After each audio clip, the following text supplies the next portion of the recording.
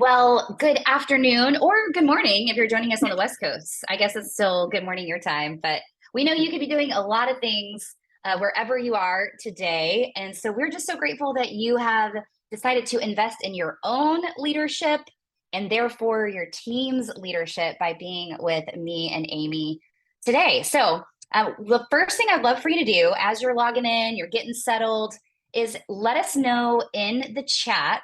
Let us know where you're joining from. Now, quick hack on the chat. The default is to only send it to host and panelists. So make sure you toggle that little thing where it says to and press everyone. So I'll show us how it's done, right, Amy? Maybe you can too. Yep, I'll do. Yep. So I live in Houston, but today I'm joining from Nashville, Tennessee. That's where I am today. So where are you joining from today, Amy? I am joining from Cumming, Georgia. There we go. There's several Georgia people I already saw. This is awesome. Me too. I saw Augusta, Buford. Yes. And Fort Lauderdale. Oh, yeah. Jennifer is rubbing it in. Sunny Fort Lauderdale, Florida. I'm jealous. That's awesome. And then somebody from Canada. That's cool. I know. That Welcome, is Jason. Cool. How about Fargo? Oh, man. North Dakota. I've never been to the Dakotas. Have you, Amy? I have never been. No, I have not been to the Dakotas. Me either. I think the farthest north I've been is Montana, up there in that part of the country, but would love to go. Me too. I know. I hear great things about it. All right. Awesome. More Georgias, Augusta, Buford.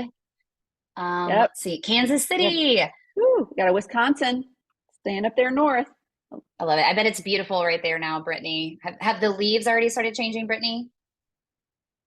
Might be too early for that, but I live in Texas where it's been, 107 degrees and everything is brown and there's no hope for any leaves changing because everything is They are dead. changing, but they're already changing because they're brown. I know. I saw the first leaf change like last weekend and I wasn't even looking for it. It's just all of a sudden I was like, oh wait, hey, that tree's red right now. It's like it's beginning. Well, and Amy, I love the part of the country that you live in. Like, I know you're in North Atlanta, North Georgia. It's just so beautiful. I love that part of the country. It's awesome. Yeah, we have it all. We're like 5 hours, like 2 hours to the mountain, 5 hours to a beach. And I see Denver on there. So Gabriella, the only thing we can't do is ski here in Southern. We have to fly to your fair city to get out to the mountains. That is very true. That is very true. Well, thank you so much, everybody, for joining us. This is so fun. A little bit of introductions for those of you that we don't know yet. So I'm Holly Tate. I'm SVP of Growth at Leadr, where we're a digital workspace that helps you do three things. So build effective leaders so you can build healthy teams and increase results. So that's what I wake up thinking about all day, every day. Been in this like leadership development world now for almost 13 years. I was at a staffing firm, an executive search firm. So we did high level, full-time placements for organizations for about 9 years before I joined the Leadr team, which was a little over 2.5 years ago, which is just insane to think about. And I've asked Amy to join us today because Amy's been a friend for years now. I've been a huge fan of BELAY for many, many years. In my former company, we partnered a lot with BELAY and just really admired not only the service that you provide, but your team. And so Amy, would love for you to introduce yourself and share your story before we kind of jump into our big question of the day. All right. Well, thank you, Holly. Yes. I mean, we've been great friends and kind of business partners over the years. So thank you. I'm very excited to be here today. So again, I'm Amy Appleton. I'm the Vice President of Marketing at BELAY. And BELAY, what we do is we actually help match busy leaders to flexible help that they need. We have the largest pool of talented, exceptional administrative assistants and accounting service specialists literally in the US. So we live in this space of helping leaders get better through delegation. Time is so important to everyone. And really, we just know that when we can elevate a leader by having them elevate the people around them through delegation, that is truly where the magic happens. And so I'm really excited to be here and talk about how we actually increase leadership capacity today. Absolutely, Amy. Well, I can't wait to hear your insight because what I love about Belay and Leadr is we're both trying to solve the same problem, which is how do Mhm. we help leaders increase their Right. capacity? And it Yes, takes a village. it You guys do an does. incredible job of providing executive assistant help, accounting services, and several other things to really make sure that leaders are focused on what only they can do. And then on our side, we've built a tech platform to make sure that they can lead consistently. And so it's a good pairing of really helping you, whether you are maybe, if you're on our webinar today, you might be a very seasoned executive and maybe you've been a Mhm. leader for many, many years. Or maybe you're like, I just got thrown into the deep end and I'm leading someone for the first time and I have no idea what I'm doing.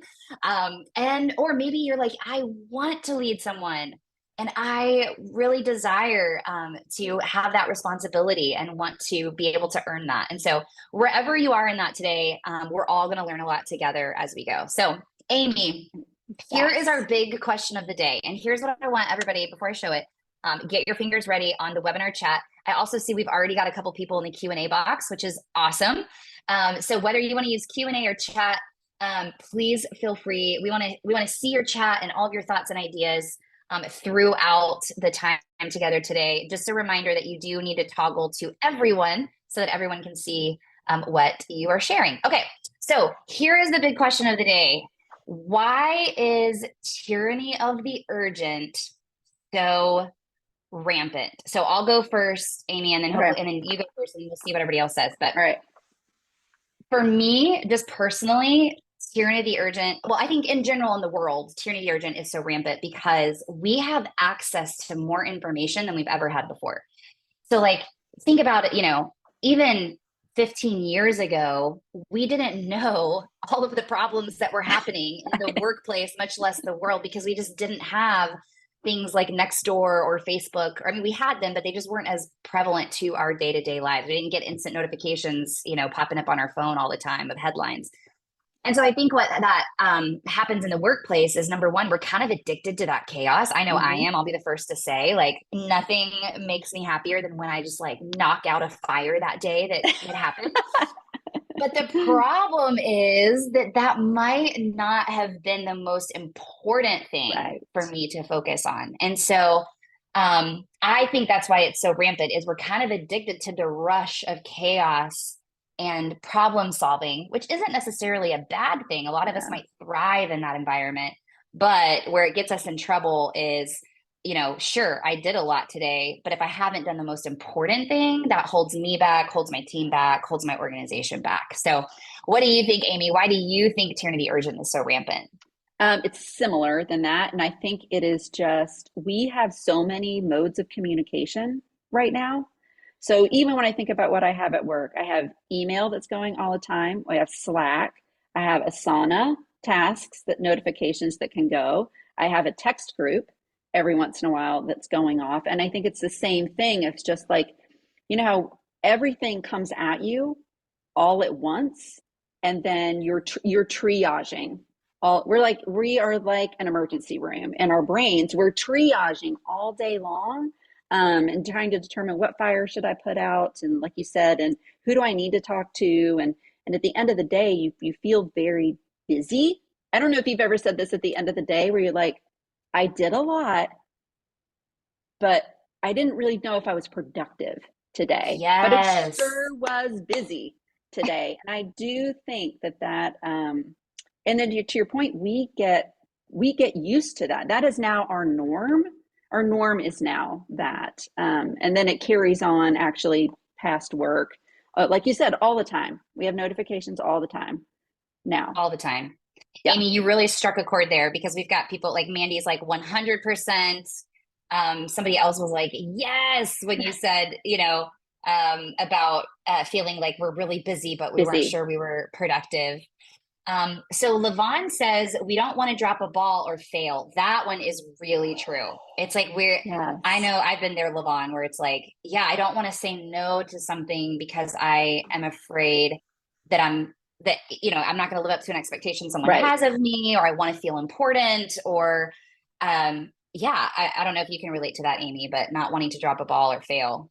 Oh, it's definitely drop the ball. I mean, and I feel like dropping the ball and failing sometimes goes hand in hand, because then you have to Yeah. admit that you dropped the ball. So I absolutely agree. And even Jason was like, we love the distractions now. And I actually Yes. think that's true too, because if you don't want to work on something that you're supposed to work on, don't worry. There'll be 15 other things that can, get your attention that day. And so I think he's right. It's just like the distractions are actually weak. You can feed off of those distractions as well, and really then handpick the things that you want to do out of those Yeah. distractions as well. It's so Yes. true. Well, Yeah. Amy, I know you've got a great quote on this to kind of set the table for our time together today. So I'd love to hear from you, on how do we think about this as leaders and how can we not let tyranny be urgent get in our way so much? Yeah, absolutely. So this is so true. Like, we need more time, and really we feel like we're managed by our calendars instead of the other way around. And I don't know about anyone else. And I have days where I feel like I have to fit everything into my open times of the calendar, right? Like the Yes. calendar has a set things. There are things that you actually have to do in the day, but I'm trying to fit everything into those open times. And honestly, as a leader in an organization, and I wasn't always, I actually did a lot of the leadership development through Belay. Honestly, I started out in the sales department, started the marketing department, and then started as a team of like two, me, like not the leader, and ended up, developing a 14-person department. And really through that, really feel like, and I know other leaders probably feel like this too, we feel like we actually have to do it all and we have to be it all for our Mhm. team. Like because we want to be good leaders. And I think that is, and for a lot of us, we really feel like we really do need to do it all. I want to have all the answers for everyone. I want to be available at all times for Yes. people. I want to be responsive because I feel like that is something that people value. And honestly, like true confession, sometimes it feels good to feel important and to Yes. and to have the answer. So I don't know if that resonates with anyone, but I know that it sure does with me sometimes. Is it actually feels good to be the one that actually has the answer that can help solve the problem. Like you said at the beginning, there is a little bit of an adrenaline rush from that. So yeah, Sarah, that's great. I, Mhm. but here is the other side of that, right? And it's really kind of the myths or traps that we get into. Because we feel like that, a lot of times we think, oh, well, if I really want something done well, now I'm going to need to do it myself. Yeah. Um, and then really, you know what? Like, I would love to give this to someone because I am so busy and I do need to create margin in my day so that I can do the most important things. But you know what, Holly? It's just going to take me longer to explain to you Mhm. how to do it. I mean, I it am only take so it. guilty of that, Amy. Yes. Yeah, it's like it only takes me 30 minutes, and we justify it to ourselves over. I hear it all the time. I do it. I hear other people do it. I mean, it only takes me 30 minutes, and quite frankly, it's going to take me 45 minutes to explain to you how to do it. And then I'm probably just going to end up redoing it anyways, because that's because Yeah. I should have just done it in the first place. And so really, what that does then is you're really kind of setting yourself up. The truth of that is that you're setting yourself up for burnout eventually. Yeah. And I know that that is something that is happening a lot right now in business. And here's kind of my take on that. It's because if you have these qualities that make you great at work and great as a leader of your team, of your own work, regardless of where you are in your leadership journey, you're that person at home too. And so Yeah. you are also leading things outside of work and you're going to carry the same behaviors over. So it's not like it stops at 5 or 6 or whenever your work day ends. You carry that leadership mentality and those behaviors with you through everything. And I think that's really when the burnout starts to happen because there's not an off for that. So true, Amy. And then honestly, I think that you really will, your leadership ends up being limited. When you're trying to do everything all on your own, you really do put a lid on your own leadership ability. You will always be only as good as you can be. Mm. And, there's very few one-person companies, So right? true. I mean, you have your Yeah. solopreneur, but in the end of the day, even a solopreneur ends up having to have other people help them. I mean, one person can't do it all. And then a funny way that I like to think of it, honestly, is, a sports team analogy, to be honest. I mean, if Tom Brady didn't have anybody to throw the ball at, he would just be a guy who could throw a ball a long way and So accurately, good. right? Like, you actually become better by helping the other people around you be better. And I know that sounds kind of like a funny thing, but honestly, when we start talking about like delegation, that's actually what happens when you Yeah. start delegating. That's Well, actually what and happens. Amy, you made such a good, I love the point that you made here about like, if you don't delegate, your leadership will always be limited. And so will the leadership of those around you. So like Right. when I justify that, oh, I should just do it. It'll only take me 30 minutes. And honestly, I don't have the energy or time to teach someone how to do that. If I do that to Anna or Carissa on my team, I'm withholding an opportunity for them to grow and develop, which is only future opportunity for me, as Right. well. So Exactly. it's a both and so I'm really glad that you made that point, because it's really critical that we learn to replicate ourselves and form a team and delegate to what you're about to help us learn around how do we really make sure that we are positioned to do what only we can do and what we're best at, and Right. everybody else on our team as well. Yeah. I mean, because at the end of the day, I mean, you have to stop doing the things that you have always been doing to go do other things. Like, that's Yeah. how we grow. That's how we want to grow. And I truly believe that all of us want to grow as individuals. And that's really true of being the leader as well, is, we want to grow and hone our own development. And the way to do that is to stop doing things that other people can do for you. Even though that, let me just tell you, that is very challenging. I'm going to say it like it's easy, and then I know that it is not easy. I mean, we have helped, I mean, thousands of business and church leaders, walk through this delegation, and it's worth it, but it does. It's like a muscle. It's like exercise, Mhm. basically. Like, you can exercise the muscle and get better and better and better at it. But I never want anyone to feel like, oh, I tried that once and it didn't work out for me, so I'm just going to keep doing it all myself Yeah. still. So, because I mean, really, I mean, to increase your capacity as a leader, you do have to get time back. And so Mhm. we have really honed in on really, if we can get people to find 5 really good tasks or bucket of things to delegate. I mean, we have people that are saving like 15 hours a week.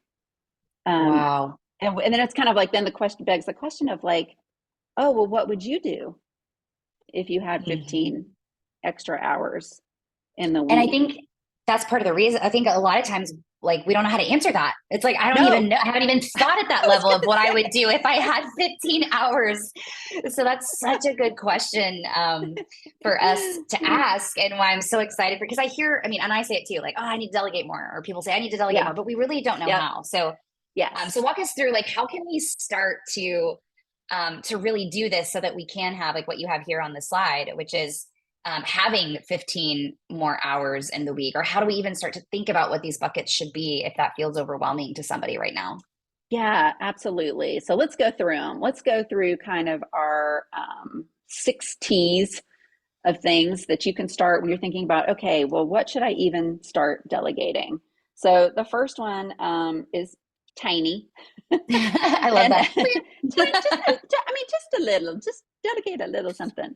But think about a great one that I like to use here, and it's not even work related, is honestly um, either scheduling doctor appointments. I know this is crazy, or honestly, I hate rescheduling any appointment. To be Yes. honest, work, home, whatever. For me, and I'm talking about my assistant in particular, like that's one of the very first things that I gave. But I think it's a great example of something that like, does it take me 5 minutes to do it? Yes. Will I procrastinate? Is it easy Yes. to delegate? Yes, it is. So there's one. So tiny, even asking a follow-up question, because I know that there is something that is happening all of the time of just like, hey, can you follow up and just get more information on about something? So there's a tiny one. Tedious, I feel like this one, it's like we probably all have our own thing that we feel like is tedious in our day, depending on our strengths, personalities, like all of that. For me, it's like compiling data or proofreading something. So, this one I think can be so industry and person specific, but it is something that just takes a long time and emotionally probably makes you go like this. It's, it takes so long, which actually goes into the time consuming one. I would say one of the number one things is like researching things that just, again, it feels great because you can Google and, or go into whatever databases that you have to look for something. But that is something definitely we encourage people to delegate. Something that is teachable. This is a great first place because, and by teachable, I mean, it is some sort of process that is a repeatable step. It's repeatable. It doesn't vary every single time that you have to do it. It literally is some sort of a routine thing. These are the ones that we do, which is like, it's going to take me longer to show you, Holly, how to do this. Yes. And it only takes me 30 minutes to do it. So I'm going to do it my 30 minutes. But what I didn't tell you is I have to do it 30 minutes every single day. Right? Exactly. And so if I would just give that away, then that would be, I mean, that's like 2.5 hours. I'm not great at math, but 2.5 hours that like I could get back in my day. I don't know. We use, and recommend Loom, Loom. It is a lifesaver for me. There is a free version. This is not an affiliate. This is like truly, I use it. I pay for it personally, but it is a great tool because you can screen share and record, and it just saves so much time. You can record it once while you do it and share it with someone, and then they have it, just on repeat whenever they need it. Finally, something that you're terrible at, / hate. That's what I'm going to say right there. Like math, like you do not want me doing like anything that is like has specifics is not my gifting. My gifting is very high level creative vision like that. But if you need to get me in the weeds for a really long time, I will make errors and mistakes. I'm not very good at it. So there's something anytime that I know that it's going to have to be like very, very specific. That is a great thing for me to delegate to someone else. And finally, time sensitive. This is where all of these help you duplicate yourself and your efforts.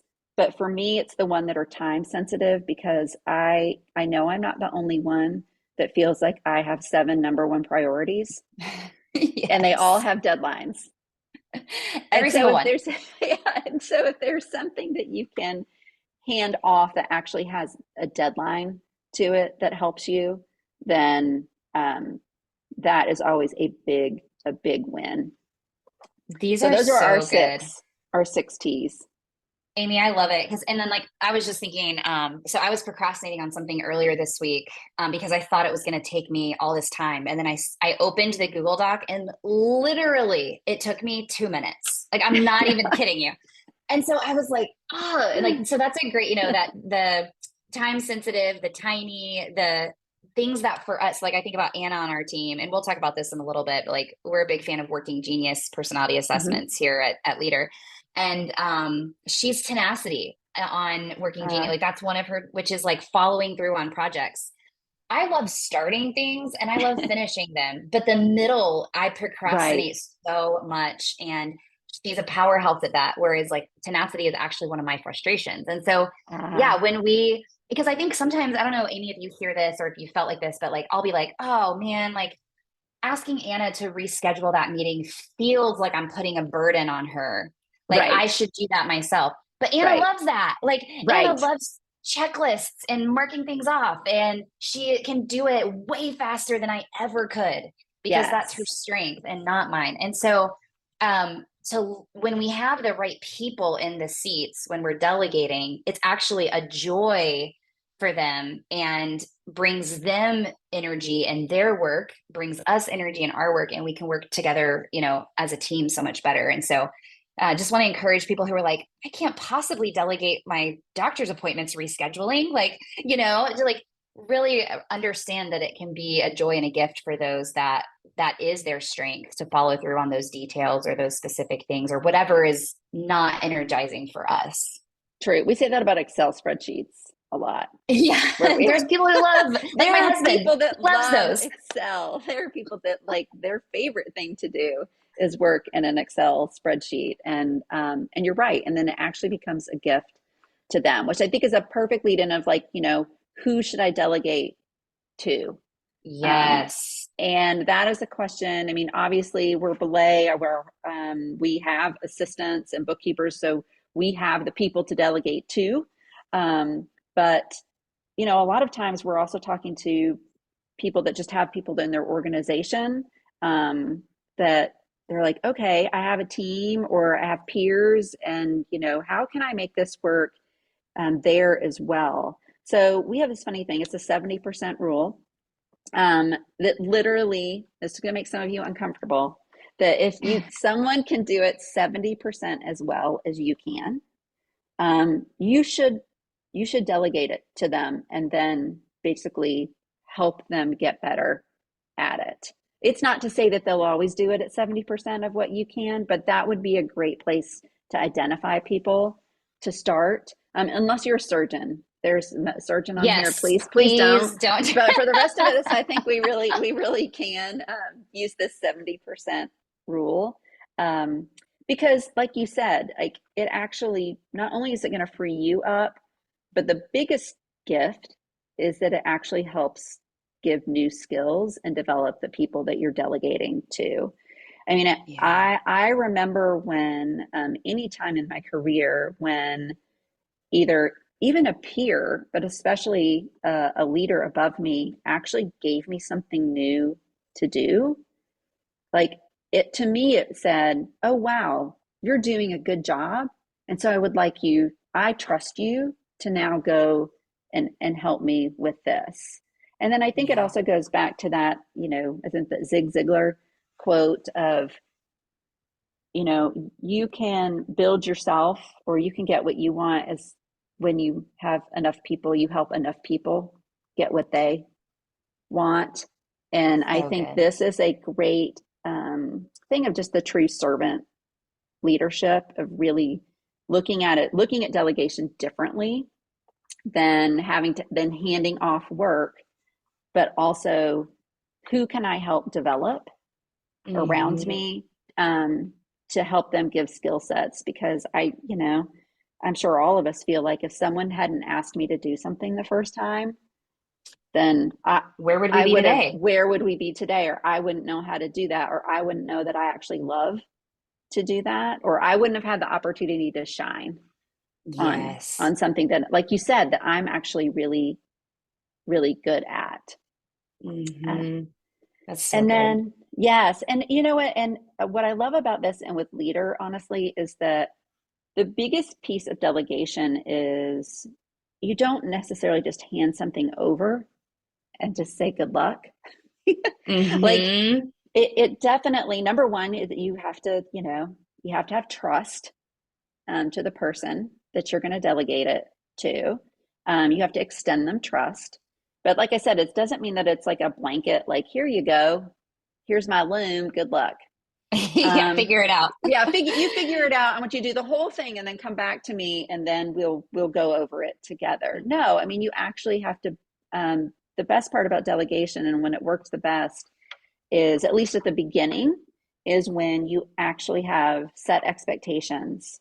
Talk about what the end looks like. I think I've heard this a number of different people say it in different ways, but you start with the end in mind and work backwards. Explain the why. Why are we doing this? What is it supposed to look like? Um, sometimes it's you don't care how you get there. This is just the end result that I need. And sometimes it's like, I actually need you to follow these steps in order to do something. Yeah. But really setting those expectations. And then truly what I'd love, like, it's what one-on-ones, check-ins, giving kind, truth feedback, and just having, and that loop just continues over and over again. And then eventually you will be able to just have them go and do it on their own. And yes, I mean, I think going back to, there's such a benefit for the leader to get their time back and do what only they can do. But it is an equal trade, actually, in order to give things away to other people to help them develop as well. I love that, Amy. Yes, paint it done, Erica. Yes, I've heard that too, from the paint it done. What does it look like at the end? What is this supposed to be? That's so true. That's great. I've actually never heard that phrase before, so that's a good one I can start using. Oh, good. Yeah. That's really good. Well, I love that you talked about trust, because I'm even thinking of like one of my first managers who, delegated so much trust, and I made so many mistakes, but would definitely not be where I am today had he not been like, hey, go for it, try it. I want you to, get on the phone or start doing this or that. Yes. And so we've all had that experience and benefited from leaders doing that to us. And so we've got to be able to do that to others. Well, I just want to encourage everybody to reach out. So if you're out there and you're like, oh man, this is really hitting home for me, BELAY is incredible in that it's really neat how you could be flexible, and you can start with a few hours or build up to, a lot of hours for that executive assistant or bookkeeper help that you need. So we're going to share even more resources at the end, but definitely encourage everybody to reach out and learn more about BELAY so that you can have those 15 hours back in your week. That's right. We want to give you those 15 hours back. That's right, Holly. That's awesome. Well, Amy, you set me up so well for this because you just mentioned the one-on-one meeting. And so, here at Leadr, we really believe that the one-on-one meeting is the most powerful leadership development tool that you have. And it's this really interesting counterintuitive thing, because whenever I talk about the importance of the one-on-one, people will say, I've already got an overloaded calendar, and you're telling me I need to add more meetings to my calendar.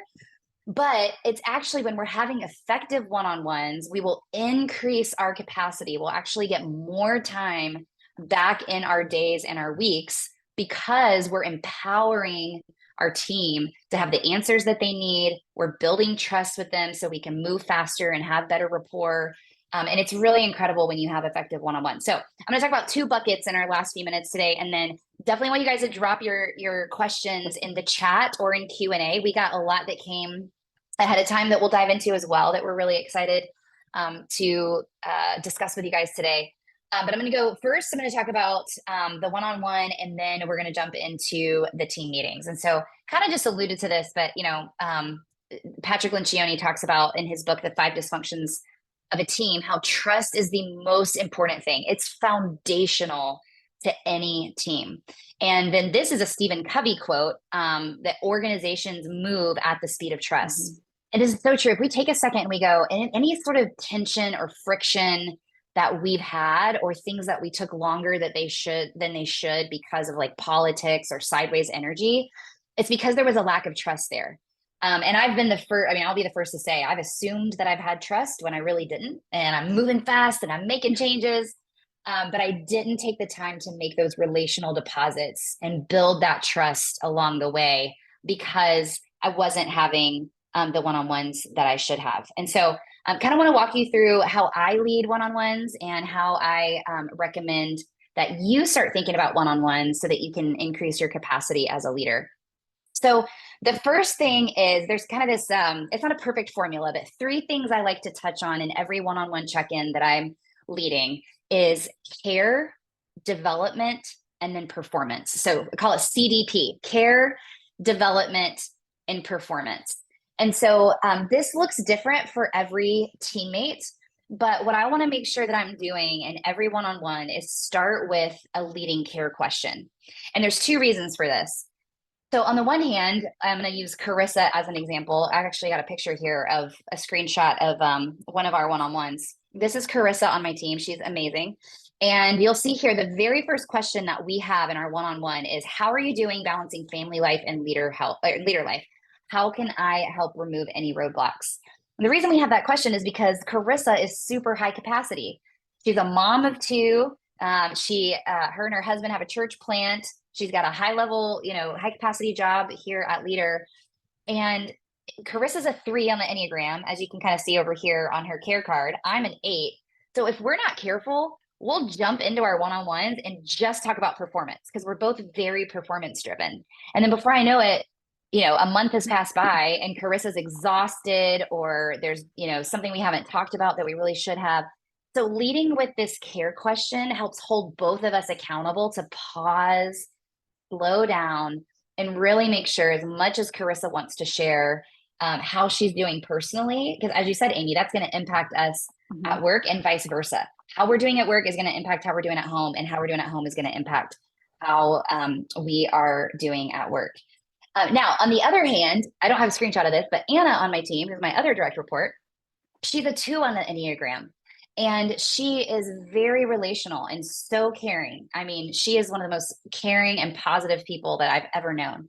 And so if I barrel into my one-on-ones, because I like a day like today where I'm literally in back-to-backs and I'm running like 5 minutes late for every meeting, if I barrel in with my Enneagram 8 energy, and I'm just like, hey, Anna, let's get down to business. 1, 2, 3, ABC.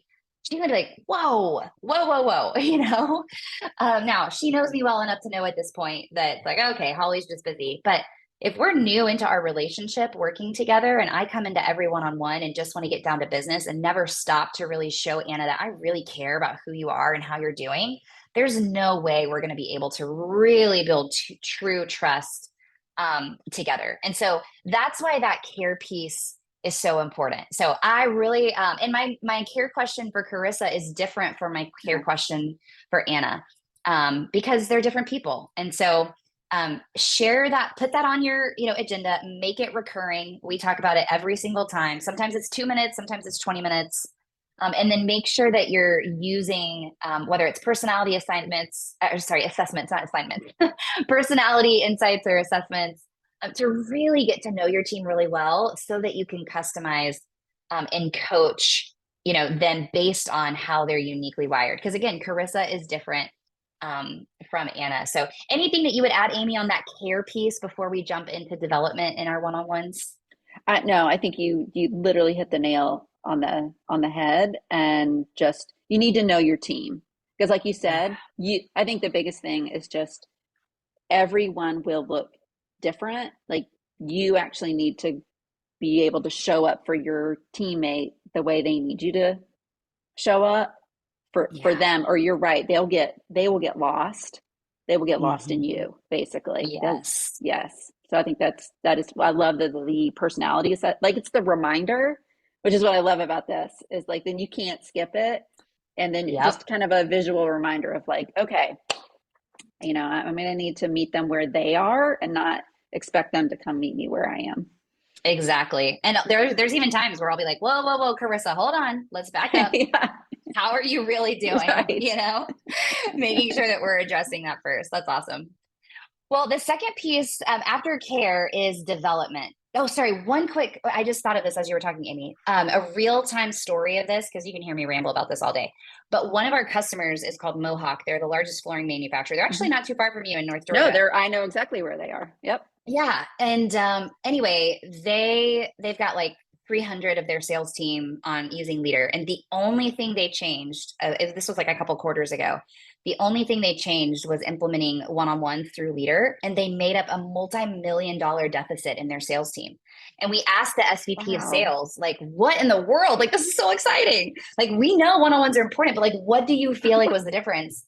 And he said, well, all of our one-on-ones previously were just pipeline reviews. So it was just like, we get in there and all we're doing is like putting out fires and talking about, this deal that they're working on. But he said, now I spend, 20 minutes intentionally on care and development, which is what we're going to talk about next. and the trust that I've been able to build with my team. I know things about them, people I've been working with for 10 years that I never knew about their families, about their life, about who they are. And now they're coming to me throughout the week to strategize and, innovate That's and awesome. brainstorm. And so that cohesiveness and trust that they were able to build increased all of their leadership capacity and helped them be able to achieve some amazing goals. So anyway, for those of you that are like, come on, Holly, seriously care, like, I want to get down to business. Like, just know that there is There's no ROI and amount. care. Yes, there is ROI and care. I need to put that on a t-shirt, Amy. You You nailed do. You do. it. That's the VP of marketing in you. There is That's right. ROI in here.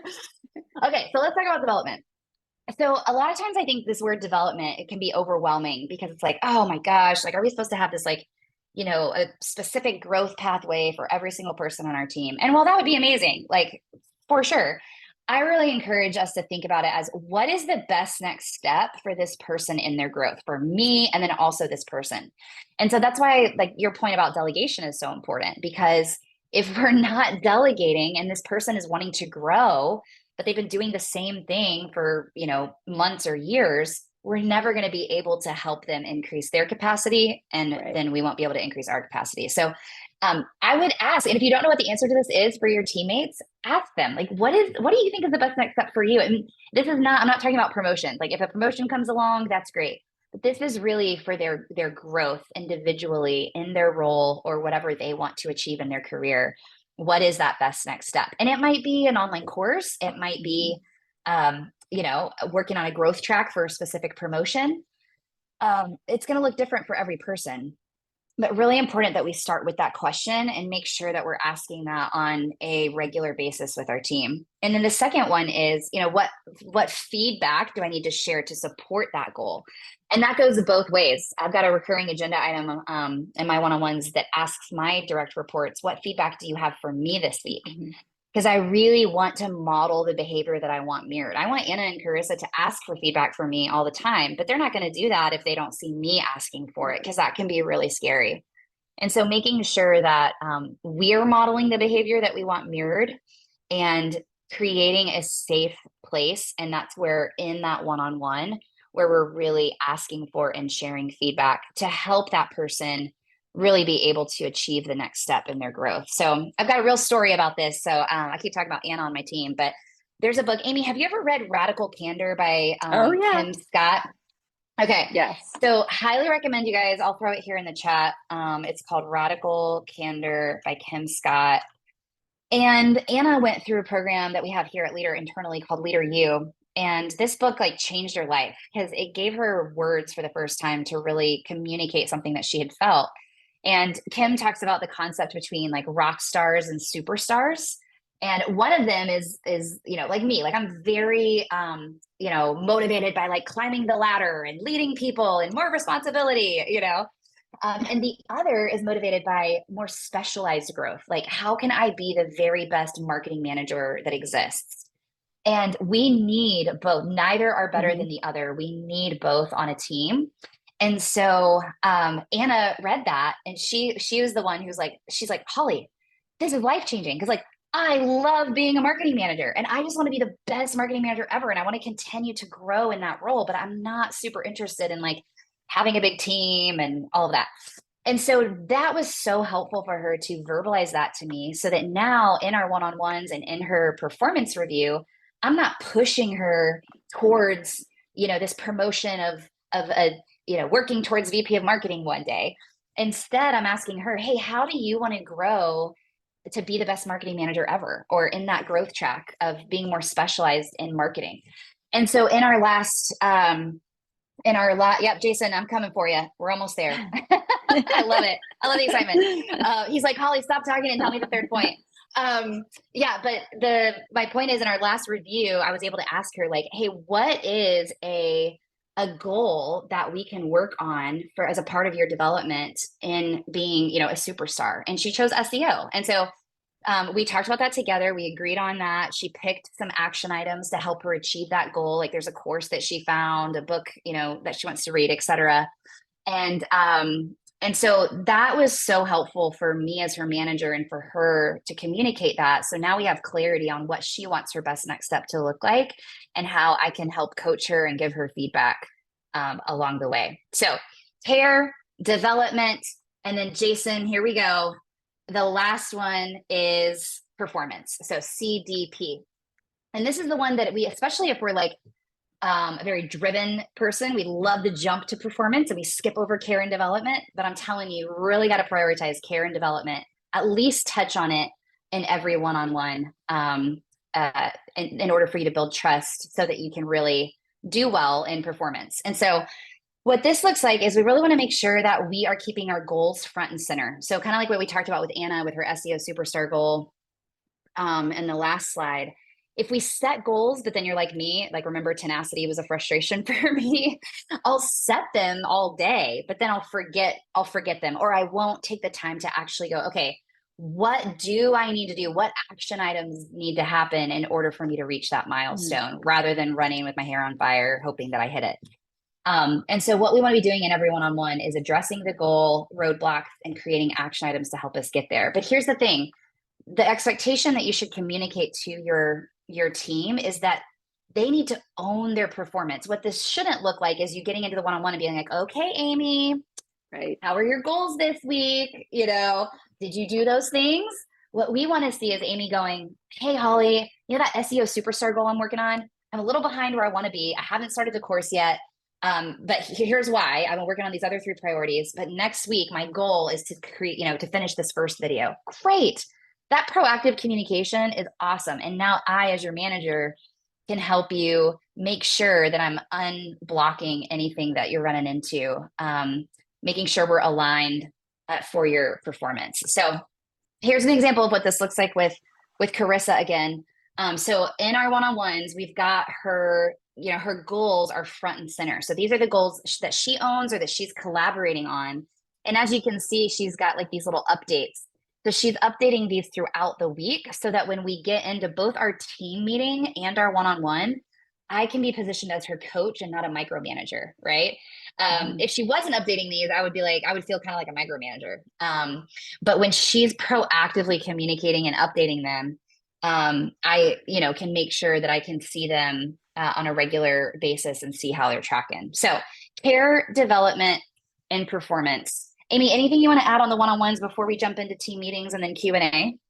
Yeah, real fast, something that we found that was super effective on development, because I love that of just having, it doesn't have to be a promotion, it just has to be something that they want to grow.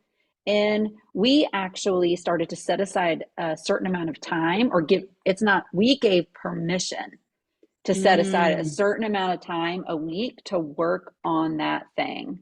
So, or to learn something new, because we found that, and then it is, and just like in that, then they can come back and say, hey, for my hour this week, this is what I did. But a lot of it, I feel like gives permission in the day, because sometimes whatever their development thing is might be adjacent to their job. Yep. And so we did. I feel like that was a really great way to give permission to the person to say, you now have permission for at least an hour a week to go and do this thing for your development. That's so good, Amy. That Anna and I actually had a similar conversation last week. I was like, Anna, don't feel like you have to be at your desk to watch these videos for this course. Go on a walk, listen to them, or, whatever, go to a coffee shop, because I think sometimes our team does need to hear that from us, that this is so important to me as your leader, because it increases your capacity, which increases my capacity, et cetera. That I want you to be empowered to make it happen. So that's a great point, Amy. All right, so get your one-on-ones on the calendar, and trust me, I know it might sound scary if you already feel like your calendar is packed, but make intentional time with each of your direct reports on a weekly. I'm a big fan of weekly basis. Bi-weekly, I'll take, but I'm a huge fan of weekly, because remember, we move at the speed of trust. And then the next thing that I'm going to touch on just briefly before we jump into Q&A, which, by the way, please do start posting your questions there in the chat and Q&A, are effective team meetings. And so these can be really challenging, especially if you're in a very fast-paced organization. Team meetings, I find, can be, for me, especially, I'm like, okay, how in the world am I supposed to think through everything that we need to communicate, cascade down and across, make sure our goals are aligned, and we're all working on the most important thing. And so we've actually partnered with the Table Group, which is Patrick Lencioni's organization. if you haven't heard of the Table Group or Pat, he wrote Five Dysfunctions of a Team, The Advantage, many more amazing books. But we've actually partnered with them to create a premium experience inside of our platform to help leaders implement this, what he calls the weekly tactical meeting. And so the framework is relatively simple. The hard part is implementing it on a consistent basis because we all have what we talked about at the beginning, the tyranny of the urgent. Yes. And so the idea here is that we've got this thematic goal. So what is that big thing that we're working on as an organization or as a team to help make sure that in our weekly team meetings, everything we're discussing or talking about directly impacts that thematic goal? Because I think sometimes what Pat calls, meeting turbulence. It's like we're in team meetings and we're trying to solve this big problem. And then we're also talking about this like tiny little thing over here. And we're like, because it's very different parts of our brain to do those things or energy levels, right? And so this really helps us focus on like, what is the overall goal that we're really trying to achieve? And then we've got our objectives. And he talks about defining objectives, which are directly related to this thematic goal. And then standard operating objectives, which are like the things that we just need to help our organization run, right? So if we're a business, it's sales, it's marketing, it's finance, it's, those things that are just the healthy, to make sure our organization is healthy and running. But making sure that those are here. And if they're green, we don't really talk about them in the weekly team meeting. Like they're great, awesome. If they're yellow or red, that's where we really need to spend our time. And so then that can inform the agenda and the topics that we're prioritizing for that day.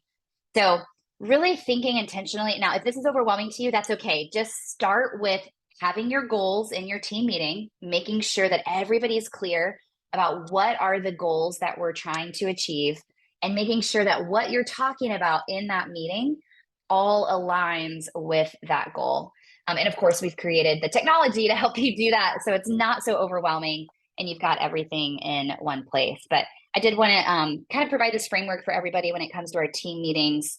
And if you are a Leadr customer on the call, feel free to reach out and we can tell you more about what this partnership with the Table Group means. We'd love to share that with you.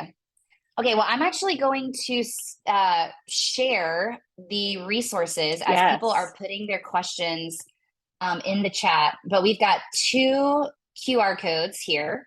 The BELAY QR code is here on the left, and then the Leadr one on the right. So we've created, if you were like, okay, I know I need to start doing one-on-ones, just take a snapshot of that QR code. You can easily download it, and it's going to give you a quick start guide on how to lead effective one-on-ones. And then Amy, tell us a little bit about Delegate to Elevate and what we can expect from that resource. Yeah, absolutely. Delegate to Elevate is literally the accumulation of 12 years of helping leaders delegate all in one easy to read, accessible, tactical place for you. So really just a lot about what we talked about, just kind of the who, the what, the where, the how to get started, best practices, literally all the things that we have been coaching our clients on how to use their virtual assistants and their accounting services the best is all right there for you. So good. That's awesome. I'm already getting notifications on my phone that people are downloading these resources. So that makes me excited. So we clearly hit a button today. Yes. So just know, everybody, that you're not alone. This is something that we're all trying to figure out. So with that, Amy, I've got some questions for us. So here, I'll stop sharing my screen and I'm going to read the questions here, and feel free to drop in the chat and in the Q&A box. I've got them both pulled up for us here. Okay. All right, Amy, the first one. Okay. What are your favorite questions to ask in a one-on-one, Amy? Do you have any any favorite ones? I like to talk about, and I saw it on yours too, it's like, tell me something that you're most excited or most proud of.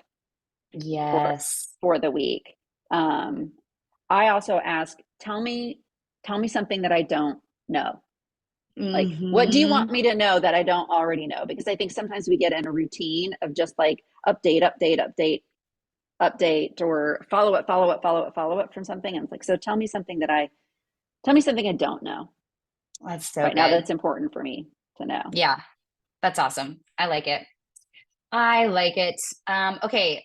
Oh, this is a What good about one. you? Any suggestions or comments about selecting the physical meeting space for a Mhm. one-on-one meeting, or does where you meet matter? So I'll go first, and then would love to hear any of your thoughts, Amy, but it's super important. So I think one thing, especially if we're the leader or the manager, we have to remember, like, we might be going into we go into lots of one-on-ones, we go into lots of meetings, we're just like, going, going, going.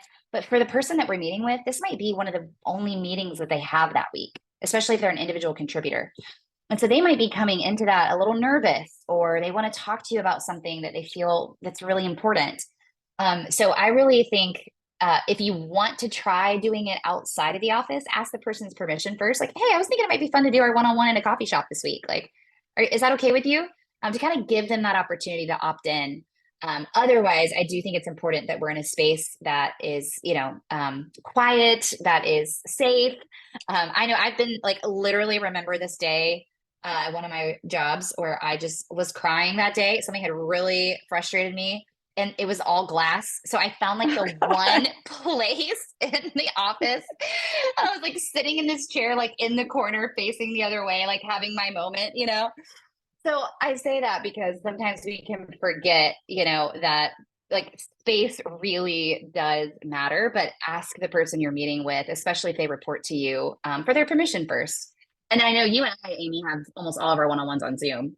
So Yeah, so if you're remote, then you don't necessarily get the chance. So we are an all remote team and have been for 12 years. So it's funny because my version of that is actually to give permission to not be at the computer and on Zoom. yes. So I ask permission, would it be okay if sometimes we did yours on the phone instead Yeah. of being on Zoom? Because Zoom fatigue is real, and Hmm. that is, and to your point, how I never really thought about it. Like I actually offer that to people that I know are in Zoom meetings all day, Yes. Like, and give they them a have meetings break. all the time. It would not be someone where like this is their one opportunity to really sit Yeah. and talk to me. So that I've never thought about that before, but that's I think super important to be mindful of. But yeah, phone So versus good. Zoom for us.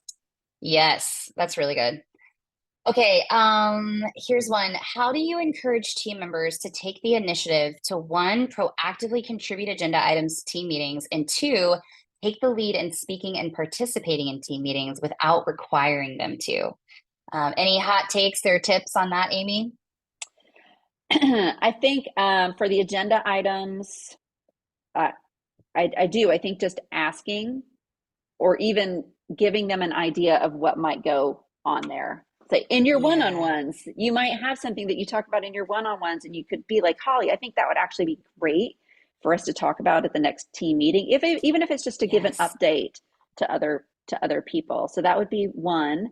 And then, yeah, they're requiring people to participate in the. We all know we're either the person that's doing it, or we know there's somebody that's going to talk a lot and there's somebody's not going to talk at all. Mhm. And then for us, it's really being intentional to, and it makes them uncomfortable, but it works, like to say, hey, Holly, I would love to hear your opinion on Yes.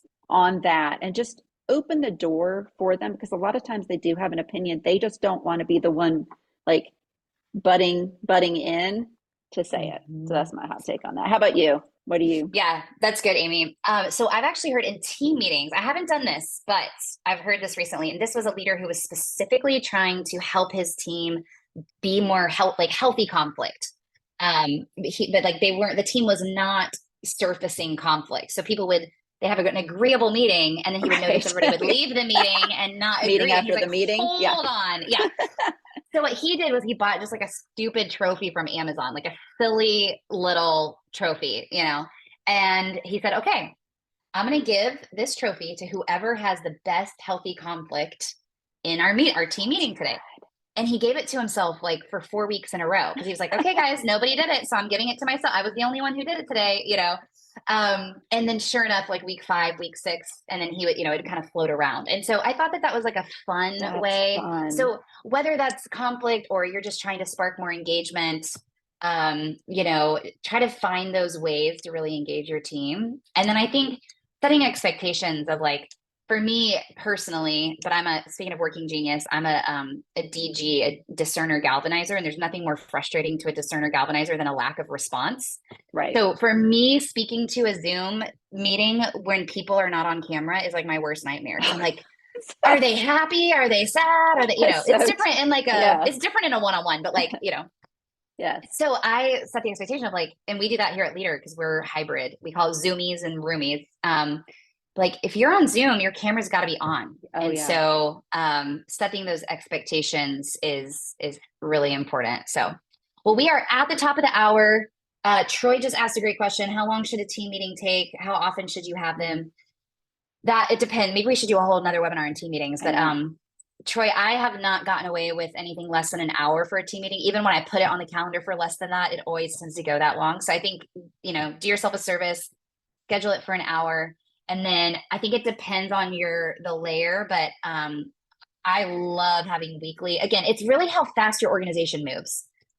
We move really fast at Leadr. So we have a weekly all hands, which is everybody. And I have a weekly marketing team meeting because we just move so fast. I don't ever want there to be miscommunication or a lack of clarity, but it really kind of depends. Amy, I don't know if you have any final words on that one for Troy. Yeah, same thing. We're weekly one-on-ones with our team, and we're weekly one-on-ones with our individual team members. And then we actually have weekly executive, but we're remote, but it is all about the flow of information. I love how you teed it up. It is to make sure that everyone has clarity and they know what's going on, and we're all going in the same direction. So good. Well, Amy, thank you so much for Thank all of you, your Holly. insights. It was so good. Everybody, feel free to reach out. You will get an email from our team on a recap and the replay. So feel free to reach out if we can help you at all from Leadr or Belay. We're here to help. Bye, everybody. Bye. Thank you, guys.